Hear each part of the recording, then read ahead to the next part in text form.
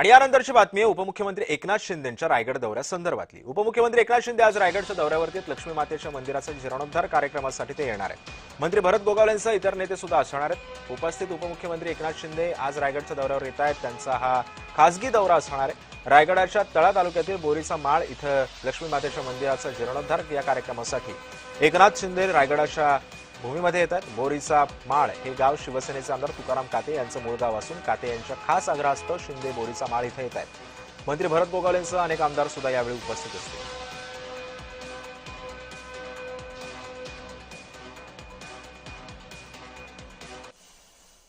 शिंदे साहेबांना निमंत्रण दिलं आणि मी बोललो डोंगरात गाव आहे आमचा, तर कोण येत नाही। आतापर्यंत या इतिहासामध्ये स्वातंत्र्य झाल्यापासून कुठलाही नेता कुठल्याही पक्षाचा इथपर्यंत पोचलेला नाही आहे, तर तुम्ही या। तर त्यांनी ते निमंत्रण मान्य केलं आणि देवी लक्ष्मी नारायण मंदिर याचं उद्घाटन करण्यासाठी खास करून उद्या शिंदेसाहेब आमच्या गावामध्ये येत आहेत।